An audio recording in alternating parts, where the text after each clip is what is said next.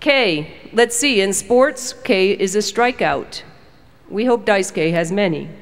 In money, K is 1,000. In law, K is shorthand for contract, as you know, or hope you know before you take the bar exam.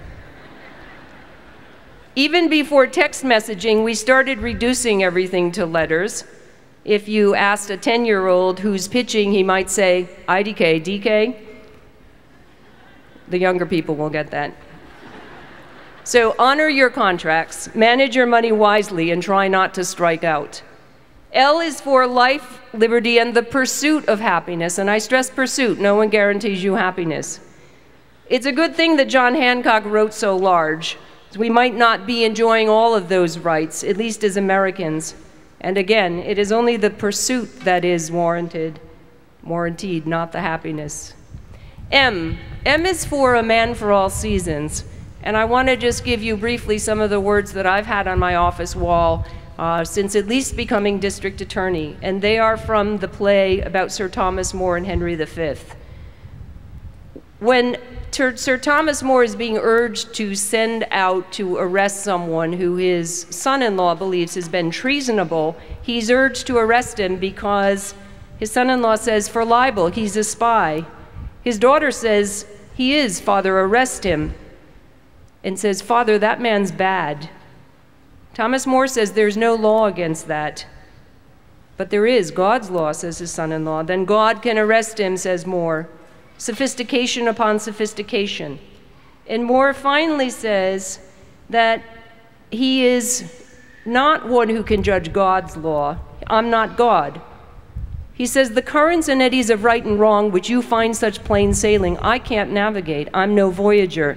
But in the thickets of the law, there I'm a forester.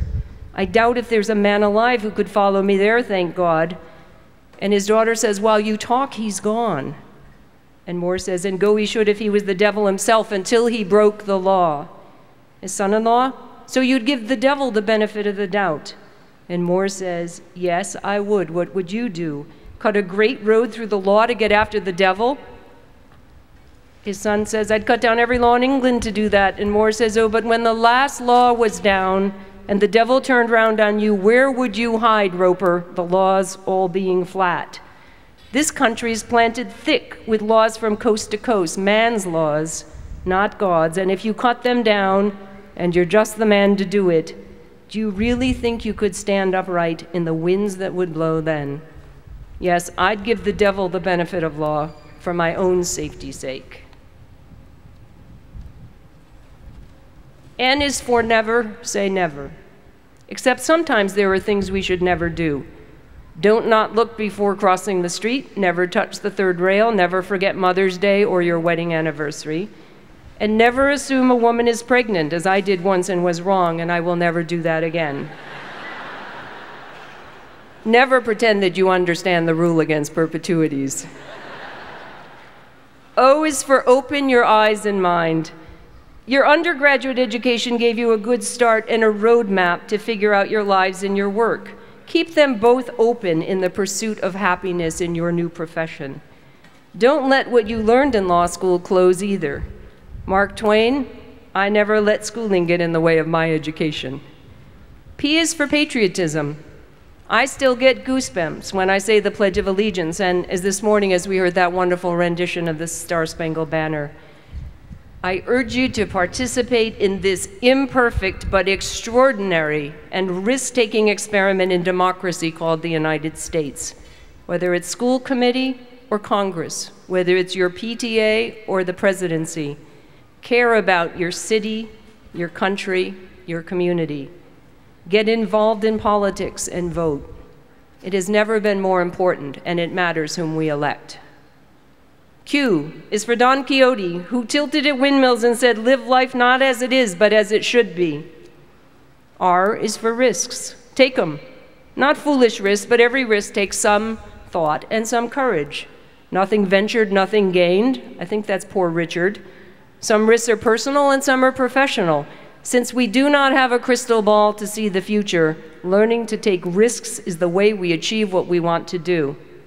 And since I'm the Attorney General, I get to use a double negative.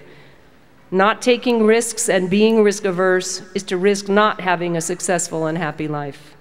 S is for stress. Lawyers particularly seem subject to stress, hours, pressure to perform, balancing life and work. Recognize that your stress management is as important to your health as your annual checkup. Stress will take both a mental and physical toll on you personally and professionally. It can be fatal. Learn to take walks. Get a dog.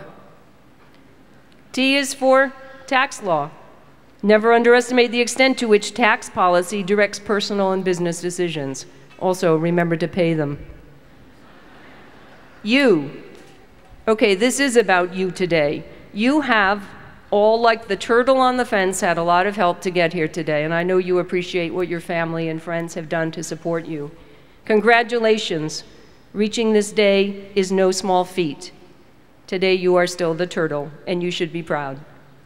V is for volunteer. If you don't have a job, volunteer for the thing you think you'd like to do.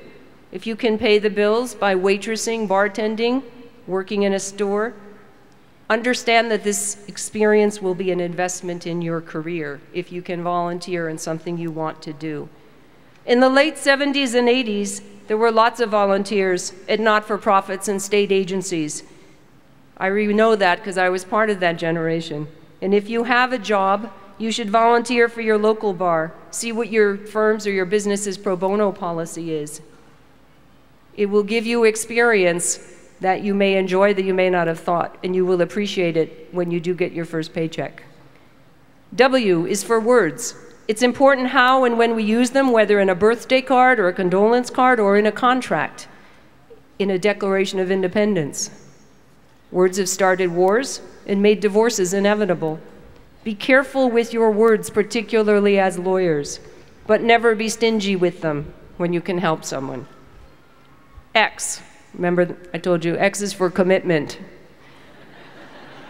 Keep your word, keep your promises to your family, to your school, to your church, to yourself. Eleanor Roosevelt, a personal hero of mine, said, "You must do the thing you think you cannot do." And Z is for Zamboni. Every once in a while, ever wish you had a personal Zamboni for the day at work or communication with a friend or sibling or significant other. And because you were all out there working under stress, the ice of life just got cut up and scarred and gnarly. Well, you do have it, and it is called, "I'm sorry, can we start over? Can we start from scratch?" Don't be afraid to use that mulligan, the do-over personal Zamboni as often as needed, but mean it. Finally, to all of you, congratulations, good luck, enjoy the journey, the career, and the pursuit of happiness. ABC, it's easy. It's like counting up to 3.